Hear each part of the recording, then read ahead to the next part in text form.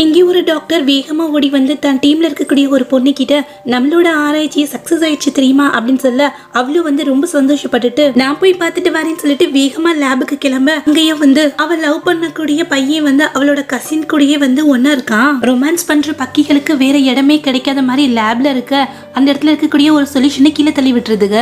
அந்த இடத்துக்கு வர நம்மளோட ஹீரோயினும் வந்து தன் பாய் ஃப்ரெண்டையும் கசினையும் பார்த்துட்டு ஷாக் ஆக பக்கத்துல இருக்கக்கூடிய ஒரு பாட்டில் எடுத்து தன் லவரோட தலையிலேயே உடைச்சிடுறான். அவனும் வந்து தலையை பிடிச்சிட்டு உனக்கு என்ன பைத்தியமா பிடிச்சிருக்கு அப்படின்னு சொல்லி கத்த இப்ப அவன் கண்ணத்துலயே ஒரு அறைய விடுறா. எனக்கு துரோகம் பண்ணிட்டு கத்தவடா செய்யற அப்படின்னு சொல்லிட்டு கோவப்பட பக்கத்துல நின்றுட்டு இருக்கா அவளோட கசினும் வந்து நாங்க 2 பேரும் தான் லவ் பண்றோம் தெரியுமா அப்படின்னு சொல்லிட்டு இருக்கா.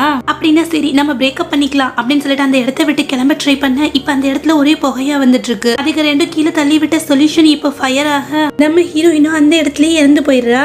இப்ப அவங்க ஆராய்ச்சிக்காக வச்சிருந்த மூத்ரா அவன் மேல பட அவளோட நினைவுகளோ வந்து காலம் கடந்த காலத்துக்கு போயிடுது. கண்ணை திறந்து பார்த்தா 2 பேரும் வந்து சாட்டையை வச்சுக்கிட்டு நம்ம ஹீரோயினை சரமாரியா அடிச்சிட்டு இருக்க. அதுல ஒரு கிளவியோ வந்து என்னாச்சு அதுக்குள்ள கீழே விழுந்துட்டா எப்படி அப்படின்னு சொல்லி கத்திட்டு இருக்கா. தப்புல 2 குழந்தைங்களும் பயந்த மாதிரி இருக்க. நம்மளோட ஹீரோயினும் கண்ணை திறந்து பார்த்துட்டு என்னடா இது நம்மளோட கையெல்லாம் வந்து இவ்வளவு குண்டா இருக்கே அப்படின்னு சொல்லி அவ கண்ணத்துல அவளே அடிச்சு பார்த்துக்க. கிளிம்மா இருந்த நம்மளோட ஹீரோயினும் கிட்டத்தட்ட 200 கிலோ வெயிட்ல வந்து குண்டா சப்பியா இருக்கான். என்னடா இது நம்ம எங்க இருக்கோம் அப்படின்னு சொல்லி யோசிச்சுட்டு இருக்க.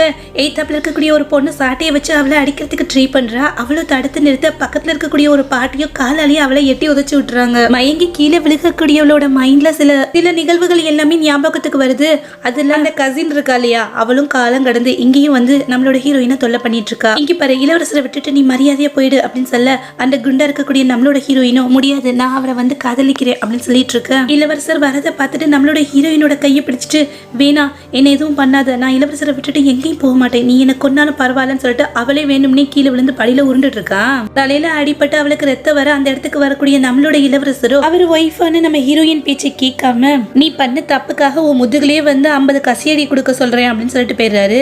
அதுக்காக தான் இப்ப அவளுக்கு அந்த சாட்டை அடி விழுந்துட்டு இருக்கு. கடந்த காலத்துக்கு வந்தாலும் நம்மள நிம்மதியா இருக்க விட மாட்டாங்களேடா அப்படின்னு சொல்லிட்டு சாட்டையை வச்சு அடிச்சிட்டு இருக்கா இல்லையா அவளோட சாட்டையை பிடுங்கி அவளுக்கு 4 அடியும் பக்கத்துலயே ஒரு பாட்டி உட்காந்துக்கிட்டு இப்படி அடி அப்படி அடின்னு சொல்லிட்டு கைட் பண்ணிட்டு இருக்கோம். அதுக்கு 2 அடியும் கொடுத்துட்டு இருக்கா. இவளை வந்து அடிச்சிட்டு இருக்கதோ வந்து அவளோட கசினோட வேலைக்கார பொண்ணு நீ இந்த மாதிரி எல்லாம் மறுபடியும் திருப்பி என்ன அடிச்சுன்னு வச்சுக்கோமே நேரா போய் ஒரு தங்கச்சி கிட்ட போட்டு கொடுத்துருவேன்னு சொல்ல ஓ என்னையும் மிரட்டுறியா அப்படின்னு சொல்லிட்டு அந்த இடத்துல ஒரு பெரிய உருட்டுக்கட்டையா இருக்கா. அதை எடுத்துட்டு அவங்கள அடிக்கிறதுக்காக போறா. சைஸுக்கு இந்த கட்டையே வந்து ஒரு குச்சி மாதிரி தான் இருக்கு இதை வச்சுதான் உன்னை அடிக்கணும் அப்படின்னு சொல்லிட்டு அடிக்க போக கரெக்டா அந்த இடத்துக்கு வந்து இளவரசர் அவளை தடுத்து நிறுத்துறாரு. இளவரசர் கூட வந்து அவளோட கசின் கிட்ட வந்து அவங்க வேலைக்கார பொண்ணு உங்களோட அக்கா வந்து எங்களை கொல்ல பாக்குறாங்க அப்படின்னு சொல்ல அந்த பாட்டியோ உங்ககிட்ட எவ்வளவு நாளா வேலை பார்த்திருக்கேன் ஆனா பாத்தீங்களா கொஞ்சம் கூட ஈவிரக்கம் இல்லாம வந்து எங்களையே வந்து அடிச்சிட்டு இருக்கா அப்படின்னு சொல்ல அவளோட தங்கச்சியோ எனக்கு தெரியும் நீ வேணும்னே படிக்கட்டுல என்ன தள்ளி விட்டுருக்க மாட்டேன்னு சொல்லிட்டு இளவரசி என்னோட அக்காவை இந்த தடவை வந்து மன்னிச்சு விட்டுருங்க அப்படின்னு சொல்ல ஓ மன்னிப்பு யாருக்கடி வேணும் அப்படின்னு சொல்லிட்டு அவளுக்கு அவளே பேசிட்டு இருக்கா.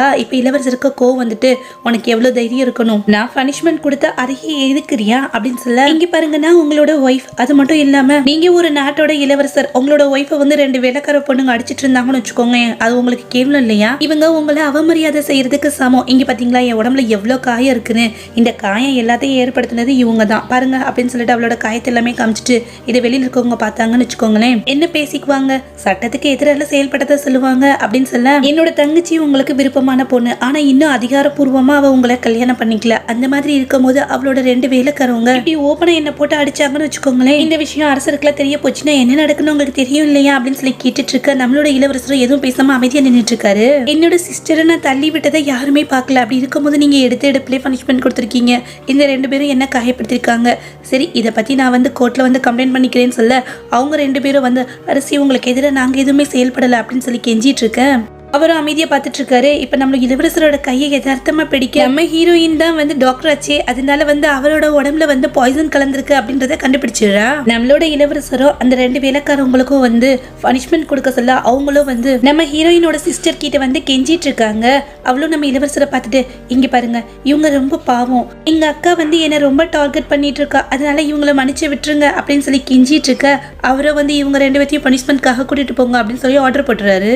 நம்மளோட இளவரசரோ அதெல்லாம் சரி இவ்வளோலாம் பேசிட்டு இருக்கியே அந்த 2 வேலைக்காரங்களையும் நீ அடிச்சியே அதுக்கு உனக்கு என்ன பனிஷ்மெண்ட் கொடுக்கலாம் அப்படின்னு சொல்லி கேட்க அதுக்கு அவளோ வந்து அதுவா அது வேற ஒன்றும் இல்லை, உங்களோட உடம்புல வந்து பாய்சன் கலந்துருக்கு, அதை அப்படியே விட்டுட்டோன்னு வச்சுக்கோங்களேன் இன்னும் 3 மாசத்துல நீங்க இறந்து போயிடுவீங்க, அதனால எனக்குலாம் எதுக்கு பனிஷ்மெண்ட் கொடுக்குன்னு சொல்ல பக்கத்துல நின்றுட்டு இருக்க நம்ம இளவரசரோட அசிஸ்டண்டோ என்ன இப்படி எல்லாம் பேசிட்டு இருக்கீங்க அப்படின்னு சொல்லி கத்திட்டு இருக்கான். ஆனா நம்மளோட ஹீரோயினோ ஓகே நான் அதை குணப்படுத்தினேன்னு வச்சுக்கோங்களேன் எனக்கு நீங்க 3 விஷயத்த வந்து பண்ணி தரணும் அப்படின்னு சொல்ல முட்டாள்தனமா பேசுறத முதல்ல நிப்பாட்டு அப்படின்னு சொல்லிட்டு அந்த இடத்த விட்டு வெளியில போக இப்பயும் வந்து வயிற்று பிடிச்சிட்டு பிளட் வாமிட் பண்ண எல்லாரும் பதறி அடிச்சுட்டு இளவரசரை வந்து அங்கிருந்து கூட்டிட்டு போறாங்க. ஆனா நம்மளோட குண்டு ஹீரோயினோ வந்து நான் தான் சொன்னேன்ல கண்டிப்பா என்ன தேடி வருவீங்க, நான் ட்ரீட்மெண்ட் பண்ணா மட்டும்தான் நீங்க குணமாக முடியும் அப்படின்னு சொல்லிட்டு ரொம்ப டயர்டா இருக்கு நான் கொஞ்ச நேரம் ரெஸ்ட் எடுக்கணும்ப்பா அப்படின்னு சொல்லி தனக்கு தானே பேசிட்டு இருக்கா. பல வருஷங்களா ஆராய்ச்சி பண்ண ரிங் வந்து அவ கையில தான் இருக்குமா, இப்ப மட்டும் நம்மளோட மெடிசன் நம்ம கையில இருந்துச்சுன்னு வச்சுக்கோங்களேன் இந்த வழியெல்லாம் காணாம போயிடுமே அப்படின்னு சொல்ல அவ கையில அவ ஆசைப்பட்ட அந்த மெடிசன் வந்து நிக்குது. ஓ நம்மளோட ஆராய்ச்சி வந்து சக்சஸ்ஃபுல்லா நடந்தனால இந்த மோதிரத்தோட உதவினால நம்ம எந்த மெடிசன் கேட்டாலும் அது நம்ம கைக்கு வந்துருது போல அப்படின்னு நினைச்சுக்க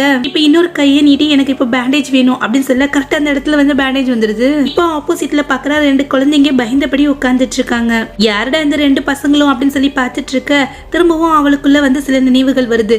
குண்டா இருக்கக்கூடிய அவங்க 2 பேத்தோட அம்மா வந்து அந்த 2 குழந்தைங்களும் எப்ப பார்த்தாலும் திட்டிகிட்டே இருப்பா. அந்த பொண்ணு வந்து அம்மா எனக்கு ரொம்ப பசிக்குது அப்படின்னு சொல்ல எப்ப பார்த்தாலும் பசிக்குதுன்னு சொல்லிட்டு சாப்பாடு கிடையாது ஒன்றும் கிடையாது வேலை பாருங்க அப்படின்னு சொல்லி கத்திட்டு இருப்பா. நான் சத்தம் போட்ட உடனே அழுவியா இரு என்ன பண்றேன்னு பாரு அப்படின்னு சொல்லிட்டு பக்கத்துல இருக்கக்கூடிய ஒரு குச்சி எடுத்துட்டு அந்த 2 பசங்களையும் போட்டு அடிச்சிட்டு இருப்பா. அதுல அந்த பையன் வந்து ரொம்ப மெச்சூரா இருப்பானா அதனால அந்த பொண்ணு வந்து அடி வாங்க கூடாது அப்படின்னு சொல்லிட்டு தான் அந்த அடியை வாங்கிட்டு இருக்கா. இதெல்லாமே நம்மளோட ஹீரோயினோட நினைவுக்கு வர சே என்ன மாதிரி ஒரு கேவலமான குண்டு பொண்ணா இருந்திருக்காப்பா இவ அப்படின்னு நினைச்சிட்டு அந்த 2 குட்டி பசங்க பக்கத்துல வர அந்த பையனும் வந்து என்னுடைய தங்கச்சி எதுவும் பண்ணாத அப்படின்னு சொல்லிட்டு நம்மளோட ஹீரோயின் கையை வந்து கடிச்சு வச்சிடறான். அப்பாட்ட சொல்லி அந்த 2 சர்வெண்ட்டுக்கும் வந்து பனிஷ்மெண்ட் வாங்கி கொடுத்த மாதிரி எங்களையும் வந்து கொல்ல போறியா என்ன அப்படின்னு சொல்லி கேட்டுட்டு இருக்க நம்மளோட ஹீரோயினை சிரிச்சுக்கிட்டே அந்த பொண்ணோட தலையில வந்து மெதுவா கைய வைக்கிறா. பாவப்பட்ட குழந்தைங்க அவங்க அம்மாவோட நடத்தையால இப்படி 2 பேரும் வந்து கஷ்டப்பட்டுட்டு இருக்காங்க அப்படின்றத புரிஞ்சுக்கிறா. அதனால வந்து அந்த பொண்ணு கிட்ட இங்க பாரு இனிமேல் என்ன அம்மா தான் கூப்பிடணும் சரியா, அது மட்டும் இல்லாம என்னோட லைஃப்ல ஏற்பட்ட ஒரு தீ விபத்துல வந்து நான் இறந்து போயிட்டேன்,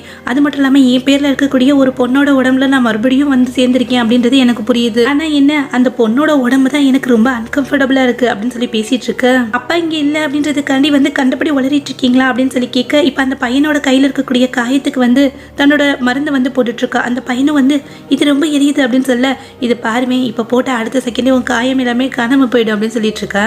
அதே போல அந்த காயம் எல்லாம் இப்ப காணாம போயிட அந்த பையனும் வந்து ரொம்பவுமே ஷாக் ஆயிடுறான். இங்க பாருங்க பசங்களா இதுக்கு முன்னாடி என்ன நடந்தது அப்படின்றது எனக்கு தெரியாது, ஆனா இனிமேல் வந்து உங்களை நல்லபடியா நான் பாத்துக்குறேன், நடந்த எல்லா விஷயத்துக்காகவும் உங்ககிட்ட மன்னிப்பு கேட்கிறேன் அப்படின்னு சொல்லிட்டு மன்னிப்பு கேட்க 2 பசங்களும் திருன்னு முழிச்சிட்டு இருக்காங்க. இன்னொரு பக்கம் வந்து நம்மளோட இளவரசருக்கோ வந்து உடம்பு முழுக்க வந்து பாய்சன் பரவிட அங்க இருக்கக்கூடிய வைத்தியரால என்னால எதுவுமே பண்ண முடியாது அப்படின்னு சொல்லி கையை விரிச்சிடுறாரு.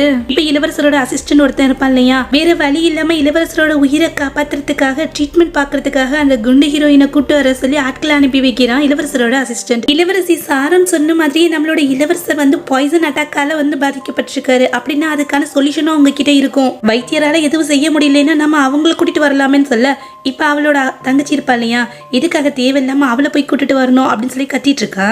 என்ன நடந்தது அப்படின்றத நெக்ஸ்ட் பார்ட்ல பார்க்கலாம். தேங்க்யூ.